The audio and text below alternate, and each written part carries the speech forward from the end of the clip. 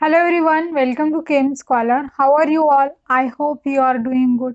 My name is Vanita और हम start कर रहे हैं क्लास 9 का fourth chapter structure of the atom. ये चैप्टर बहुत ही इम्पोर्टेंट है। हमने चैप्टर 3 में क्या पढ़ा था? हमने चैप्टर 3 में पढ़ा था कि एटम्स क्या होते हैं और मॉलिक्यूल्स क्या होते हैं। तो एटम्स और मॉलिक्यूल जो है वो बेसिकली क्या होते हैं? फंडामेंटल बिल्डिंग ब्लॉक होते हैं किसी भी एटम का। जिस तरह से घर बनाने के लिए ईंटों की ज़रूरत होती है और ईंटें जो है वो पूरी की पूरी बिल्डिंग को खड़ी करती है। और तो ईंटें बेसिकली क्या है? पूरी की पूरी बिल्डिंग का बिल्डिंग ब्लॉक है। उसी तरीके से एटम जो है वो पूरे के पूरे मैटर का बिल्डिंग ब्लॉक है। आप अपने आसपास different different kinds of matter देखते हो। वो क्यों आपको दिखाई दे रहे हैं? क्योंकि different different kinds of atom exist कर रहे हैं और different different kind of atom जो है वो कंबाइन होके मॉलिक्यूल फॉर्म कर रहे हैं और मॉलिक्यूल मिलाकर मैटर फॉर्म कर रहे हैं। इसलिए आपको अपने आसपास different different kinds of matter exist करते हुए दिखाई दे रहे हैं। हम इस चैप्टर में और बहुत से इंटरेस्टिंग बातें पढ़ने वाले हैं। तो वो इंटरेस्टिंग बातें कौन सी है? बहुत से इंटरेस्टिंग क्वेश्चन है एक्चुअली। तो पहला इंटरेस्टिंग क्वेश्चन ये है कि एक एलिमेंट का एटम दूसरे एलिमेंट के एटम से डिफरेंट कैसे हो सकता है। और सेकंड इंटरेस्टिंग क्वेश्चन ये है कि क्या एटम सच में एक इंडिविजिबल पार्टिकल है, जो कि डाल्टन ने अपने पोस्टुलेट्स में कहा था कि एटम एक इंडिविजिबल पार्टिकल है। तो क्या एटम सच में क्या एक इंडिविजिबल पार्टिकल है या एटम के अंदर और भी कुछ पार्टिकल्स प्रेजेंट है? तो ये सारे क्वेश्चन के आंसर ना हम ढूंढने वाले हैं इस चैप्टर में। तो और हम क्या पढ़ने वाले हैं? हम पढ़ने वाले हैं सब एटॉमिक पार्टिकल्स के बारे में। तो ये सब एटॉमिक पार्टिकल जो है बेसिकली 3 टाइप्स के होते हैं। एक होता है न्यूट्रॉन, दूसरा होता है प्रोटॉन और तीसरा होता है इलेक्ट्रॉन। तो ये जो 3 सब एटॉमिक पार्टिकल्स है इनके बारे में हम पढ़ने वाले हैं इस चैप्टर में। और हम क्या पढ़ने वाले हैं इस चैप्टर में? हम पढ़ने वाले हैं डिफरेंट डिफरेंट मॉडल्स के बारे में। तो आपके एनसीईआरटी में 3 डिफरेंट मॉडल देखे हैं। फर्स्ट मॉडल है Thomson model of an atom, second model है Rutherford model of an atom, third model है Bohr's model of an atom. तो ये जो मॉडल है वो साइंटिस्टों ने क्यों प्रपोज किए थे? ताकि जो एटम के अंदर सब एटॉमिक पार्टिकल है वो किस तरह से अरेंज है, ये सारा का सारा एक्सप्लेन करने के लिए साइंटिस्टों ने ये प्रपोज किए थे डिफरेंट डिफरेंट मॉडल्स। तो ये हम सारी चीज़ें पढ़ने वाले हैं इस चैप्टर में। और हम क्या पढ़ेंगे? हम पढ़ने वाले हैं एटॉमिक नंबर क्या होता है, बाद में हम पढ़ेंगे मास नंबर क्या होता है, और सबसे इम्पोर्टेंट कॉन्सेप्ट वैलेंसी क्या होती है, और हम पढ़ने वाले आइसोटोप्स के बारे में, आइसोबार्स के बारे में। तो ये जो सारे इम्पोर्टेंट टर्म्स जो है जो केमिस्ट्री सीखने के लिए ज़रूरी है, ये सारा कुछ हम देखने वाले हैं इस चैप्टर में। तो हम बेसिकली इस चैप्टर में क्या समझने वाले हैं? इस चैप्टर में हम एटम का स्ट्रक्चर समझने वाले हैं। तो इस चैप्टर का टारगेट क्या है? एटम के स्ट्रक्चर को समझना। यानी कि इस चैप्टर का टारगेट है कि एटम के स्ट्रक्चर को पूरी तरह से समझना और जो भी एटम के अंदर कौन से पार्टिकल्स प्रेजेंट है उसके बारे में समझना। ओके फाइन, तो यहाँ तक क्लियर है? आपको समझ आ गया है कि हम इस चैप्टर में क्या क्या देखने वाले हैं। अब शुरू करते हैं हमारा चैप्टर। तो हमारी कहानी शुरू होती है 19th सेंचुरी से। तो 19th सेंचुरी के एंड में साइंटिस्टों के सामने ना एक बहुत बड़ा चैलेंज था। तो वो चैलेंज कौन सा था? कि एटम का जो स्ट्रक्चर है वो रिवील करना और उसकी इम्पोर्टेंट प्रॉपर्टी को रिवील करना। यानी कि एटम का स्ट्रक्चर रिवील करना और उसकी साथ ही साथ उसकी इम्पोर्टेंट जो प्रॉपर्टी है वो दुनिया के सामने लाना, ये साइंटिस्टों के सामने बहुत बड़ा चैलेंज था। ये जो स्ट्रक्चर का जो एक्सप्लेनेशन है ना, ये पूरा का पूरा बेस्ड है सीरीज ऑफ एक्सपेरिमेंट पर। यानी कि एटम का स्ट्रक्चर रिवील करने के लिए बहुत से साइंटिस्टों ने बहुत से एक्सपेरिमेंट किए, तब जाके एटम का जो स्ट्रक्चर है एक्चुअली क्या होता है वो सामने आया। तो यहाँ तक क्लियर है। अब बढ़ते हैं चार्ज पार्टिकल इन मैटर्स। तो मैटर के ऊपर चार्ज पार्टिकल्स क्या होते हैं? तो बेसिकली साइंटिस्टों ने 2 एक्टिविटी ऑब्जर्व की थी। तो वो 2 एक्टिविटी कौन सी है? फर्स्ट एक्टिविटी ये थी कि साइंटिस्टों ने देखा कि उन्होंने कोम्ब लिया था और उसको अपने सिर पर रब किया था। कोम्ब को सिर पर रब करने के बाद उन्होंने पेपर के छोटे छोटे टुकड़े रहते हैं उनके पास लेके गए। तो उनके पास लेके जाने से ये पता चला कि जो कोम है वो पेपर के जो छोटे छोटे टुकड़े हैं उसको अपनी तरफ अट्रैक्ट कर रहा है। दूसरी एक्टिविटी उन्होंने ऑब्जर्व क्या की थी कि अगर हम ग्लास रॉड को सिल्क क्लॉथ पर रब करेंगे और उसको बलून के पास लेके जाएंगे तो वो रॉड जो है वो बलून को अपनी तरफ अट्रैक्ट करेगा। तो ये थी दूसरी एक्टिविटी जो कि साइंटिस्टों ने ऑब्जर्व की थी। तो ये दो एक्टिविटी ऑब्जर्व करके साइंटिस्टों को ये समझ में आ गया था कि अगर हम दो ऑब्जेक्ट को रब करेंगे यानी कि दो ऑब्जेक्ट को घिसेंगे तो उसमें का जो एक ऑब्जेक्ट है वो बेसिकली क्या बन रहा है, चार्ज बॉडी बन रहा है। तो ये चार्जेस क्या होते हैं, तो 18वीं सेंचुरी तक साइंटिस्टों को ये चार्जेस वाला कॉन्सेप्ट है ना ये पता था। तो चार्जेस क्या होते हैं, बेसिकली चार्जेस टू टाइप के होते हैं, एक होता है पॉजिटिव चार्ज और दूसरा होता है नेगेटिव चार्ज। तो किसी भी ऑब्जेक्ट के ऊपर या किसी भी मैटर के ऊपर अगर पॉजिटिव और पॉजिटिव चार्ज प्रेजेंट है तो ये हमेशा एक दूसरे को दूर ढकेलेंगे। अगर किसी ऑब्जेक्ट के ऊपर नेगेटिव चार्जेस प्रेजेंट है तो ये हमेशा एक दूसरे को दूर ढकेलेंगे। यानी कि ये दोनों कंडीशन में ये चार्जेस जो है एक दूसरे को रिपेल करेंगे। अगर किसी ऑब्जेक्ट के ऊपर या किसी मैटर के ऊपर एक पॉजिटिव चार्ज है दूसरा नेगेटिव चार्ज है यानी कि दो अपोजिट चार्ज प्रेजेंट है तो ये क्या करेंगे, ये हमेशा एक दूसरे को अपनी तरफ खींचेंगे। यानी कि ये एक दूसरे को अपनी तरफ अट्रैक्ट करेंगे इस वाले केस में जब किसी भी ऑब्जेक्ट के ऊपर दो अपोजिट चार्जेस प्रेजेंट रहते हैं।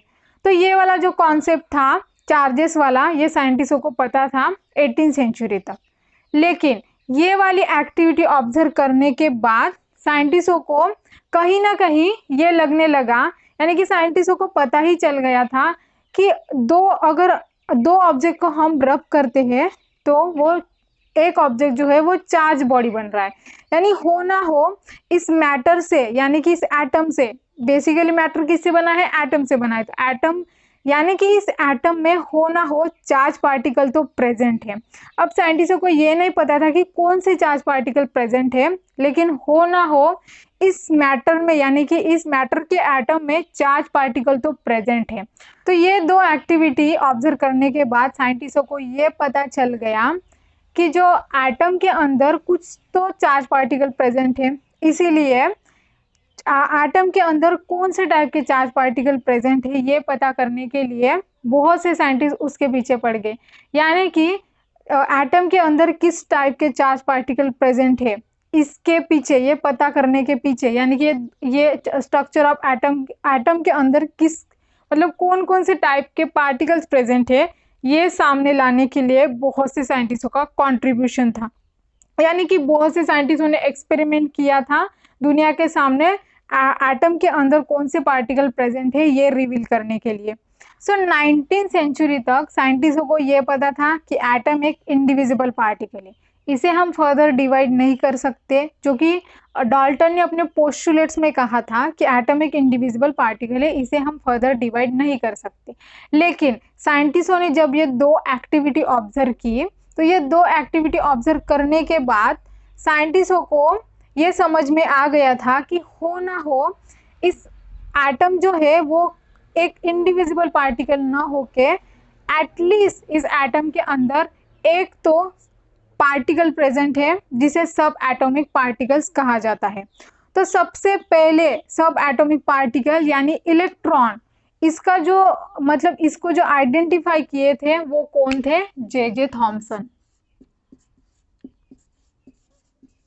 J Thomson. तो एटम के अंदर एटलीस्ट एक तो पार्टिकल प्रेजेंट है, ये सबसे पहले किसने कहा था, जे थॉमसन ने कहा था।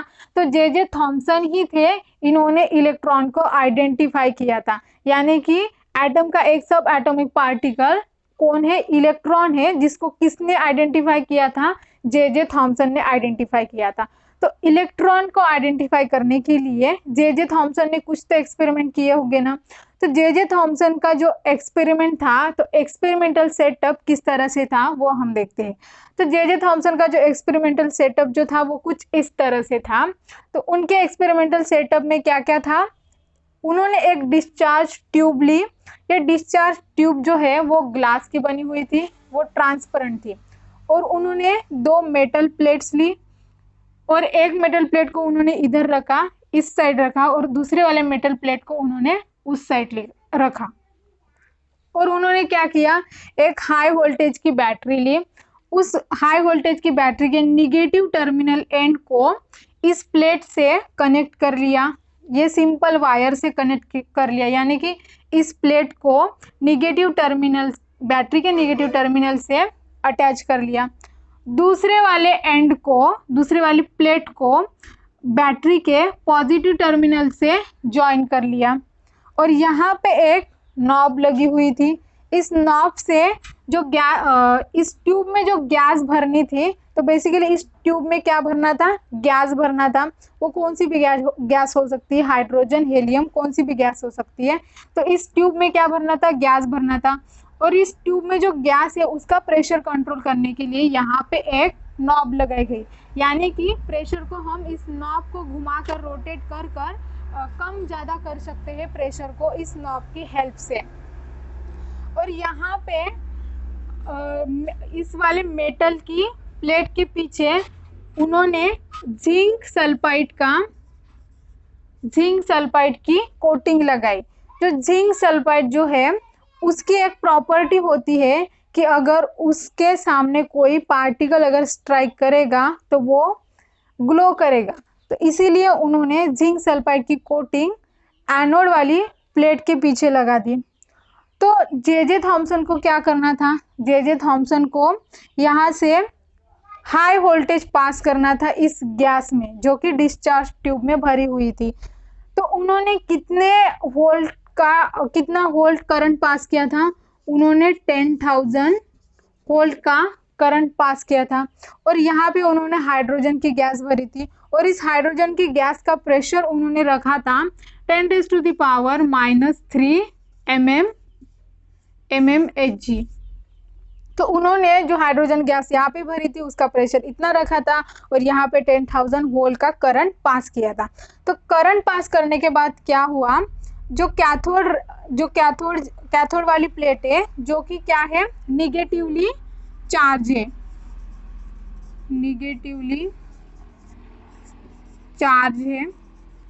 तो इस निगेटिवली चार्ज प्लेट को क्या कहा जाता है, कैथोड कहा जाता है। और इस साइड क्या है, पॉजिटिवली चार्ज, इस साइड क्या है, पॉजिटिवली चार्ज मेटल प्लेट से। तो इस पॉजिटिवली चार्ज मेटल प्लेट को क्या कहा जाता है, एनोड कहा जाता है। तो उन्होंने जब करंट पास किया इस डिस्चार्ज ट्यूब में जिसमें कि हाइड्रोजन गैस भरी हुई थी, तो उन्होंने क्या देखा कि यहाँ से रेज निकल रही है, कैथोड रेज निकल रही है। तो ये रेज जो थी वो इनविजिबल थी। तो ये रेज जो थी इनविजिबल थी, तो फिर जे थॉमसन को ये रेज कैसे दिखी, तो जब ये रेस यहाँ से पास होकर इस एनोड के पास गई और इस जिंक सल्फाइड के कोटिंग से टकराई, तो ये ग्रीन ग्लो होने लगा, यानी कि ये ग्रीन ग्लो करने लगा, क्योंकि जिंक सल्फाइड की प्रॉपर्टी होती है कि अगर कोई पार्टिकल उससे टकराता है, स्ट्राइक करता है, तो वो ग्रीन ग्लो शो करती है। तो यहाँ पे भी यही हुआ, कैथोड रेज यानी कि निगेटिव रेज जो है, कैथोड इस साइड से जो निगेटिव रेज जो थे वो पॉजिटिव एनोड के पास गई और जिंक सल्फाइड के कोटिंग पे पास जाके टकराई और ये ग्रीन ग्लो शो करने लगा। तो इस तरह से साइंटिस्टों को ये पता चल गया, यानी कि जे थॉमसन को पता चल गया कि जो कैथोड रेज जो है वो क्या है, निगेटिवली चार्ज है, जो कि पॉजिटिवली चार्ज एनोड के पास जा रही है। बाद में जे थॉमसन ने थोड़ा सा दिमाग लगाया और उन्होंने सोचा, और बाद में उन्हें ये पता चल गया कि ये जो कैथोड रेज है जो निगेटिवली चार्ज है, कैथोड वाले प्लेट से उधर पास हो रही है, तो ये कुछ नहीं है, ये क्या है, इलेक्ट्रॉन्स है।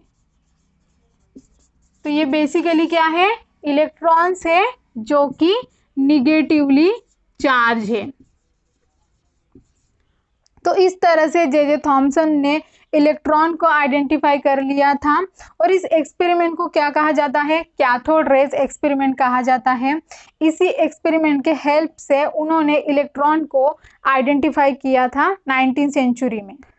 इलेक्ट्रॉन की डिस्कवरी हो चुकी थी, अब और एक साइंटिस्ट आए, उनका नाम था ई गोल्डस्टीन। ई गोल्डस्टीन।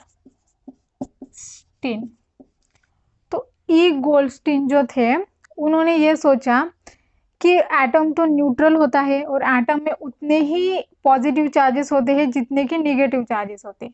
तो इन्होंने सोचा कि एटम के अंदर अगर निगेटिव चार्ज प्रेजेंट है यानी कि निगेटिव पार्टिकल्स प्रेजेंट है, इलेक्ट्रॉन प्रेजेंट है, तो हो ना हो एटम को न्यूट्रलाइज करने के लिए जरूर उसमें पॉजिटिव चार्जेस तो प्रेजेंट हो गए। तो इन्होंने क्या किया, सेम एक्सपेरिमेंटल सेटअप रखा, सेम वोल्टेज रखा 10,000 वोल्ट, और यहाँ पे गैस भी सेम थी, हाइड्रोजन ही थी, और यहाँ पे जो गैस का प्रेशर था वो इतना ही था 10⁻³ mmHg। बस इन्होंने क्या की, जो कैथोड साइड में जो प्लेट थी उसके तरफ जो जिंक सल्फेट का हम कोटिंग लगाते थे, वो जिंक सल्फेट की कोटिंग जो थी वो उन्होंने एनोड साइड में ना लगाकर कैथोड वाली साइड में लगाई, जिसकी क्या प्रॉपर्टी होती है कि अगर इस पर कोई चार्ज यानी कि कोई पार्टिकल स्ट्राइक करता है तो ये ग्रीन ग्लो करता है, जिससे पता चलता है कि पार्टिकल ने इसके ऊपर स्ट्राइक किया है। तो इन्होंने जिंक सल्फाइड की जो कोटिंग थी इस बार कैथोड वाली साइड पर लगाई थी। बाकी सब एक्सपेरिमेंट में सेम ही था, कुछ ज़्यादा चेंजेस नहीं था। तो जो हाइड्रोजन जब निगेटिवली चार्ज हाइड्रोजन गैस में से निकल गया यानी कि इलेक्ट्रॉन डिस्कवर हो गया, तो यहाँ पे क्या बचा था, यहाँ पे H+ बचा था।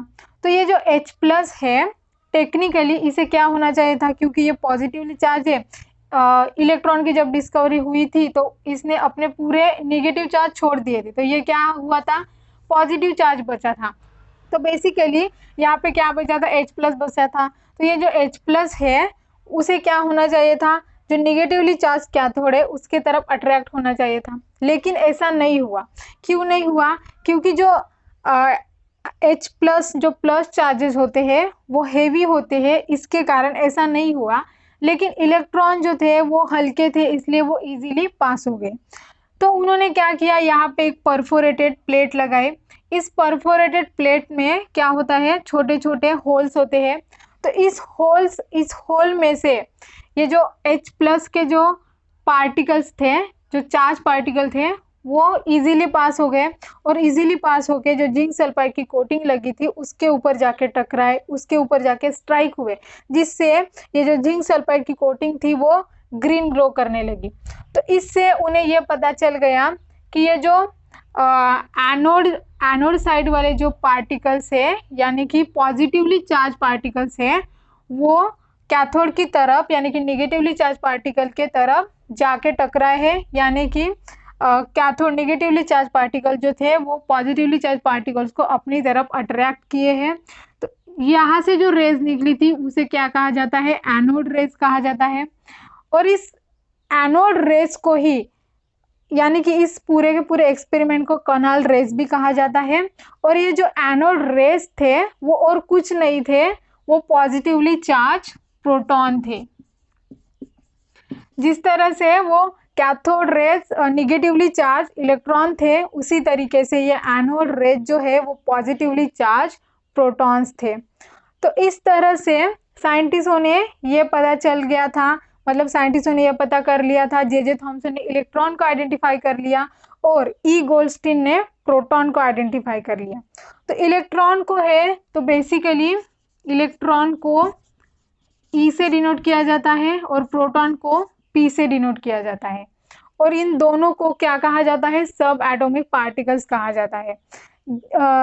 ई गोल्डस्टोन ने जब दूसरा सब एटॉमिक पार्टिकल्स यानी कि प्रोटॉन को आइडेंटिफाई किया था, तो ये जो प्रोटॉन है वो 2000 टाइम्स बड़ा है किससे, इलेक्ट्रॉन से। तो बेसिकली जो प्रोटॉन का जो मास है वो कितना होता है, 1.67 इंटू 10⁻⁻27 kg।